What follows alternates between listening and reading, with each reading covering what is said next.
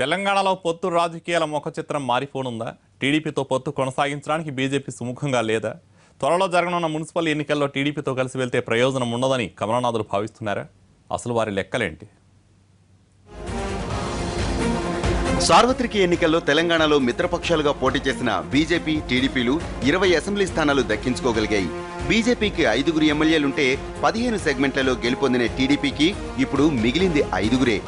మిగిలిన 10 మంది ఎమ్మెల్యేలు విడతలుగా వెళ్లి కారెక్కేశారు.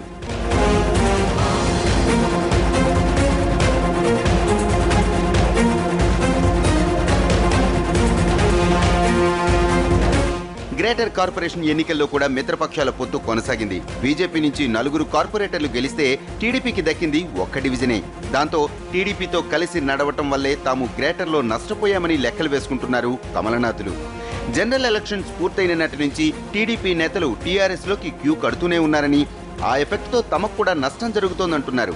తాజాగా జరిగిన బీజేపీ కోర్ కమిటీ సమావేశంలో అత్యధికులు అదే అభిప్రాయాన్ని వ్యక్తం చేశారంట. త్వరలో 2 కార్పొరేషన్లకు 3 మున్సిపాలిటీలకు ఎన్నికలు జరగనున్నాయి. ఆ ఎన్నికల్లో విడిగా పోటీ చేస్తే పార్టీకి అంతో ఇంతో ప్రయోజనం చేకూరుతుందని, గెలవలేకపోయినా కేడర్ చెక్కుచెదరదని అంటున్నారట జిల్లా నేతలు.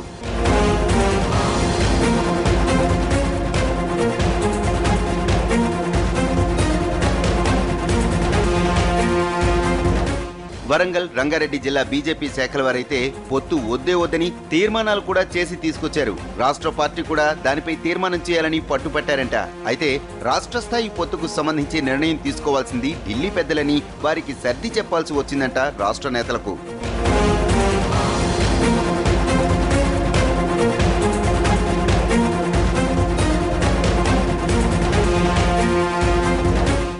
స్థానిక సంస్థల ఎన్నికలకు సంబంధించి ప్రాంతీయ ప్రయోజనాలను బట్టి నిర్ణయం తీసుకునే అవకాశం రాష్ట్ర శాఖకే ఉంటుందని, పరిస్థితులను బట్టి నిర్ణయం తీసుకుందామని జిల్లా నేతలను సముదాయించారంట. పొత్తు తెంచేసుకునే విషయమై ఢిల్లీ పెద్దలతో మాట్లాడే భారాన్ని కోర్ కమిటీకి హాజరైన దత్తాత్రేయపై పెట్టారట. ఆ క్రమంలో రాష్ట్రంలో టీడీపీనే లేకుండా పోతుంటే మనం వారితో కలిసి నడిస్తే ఉపయోగమేమిటన్న ప్రస్తావన కూడా వచ్చిందంట.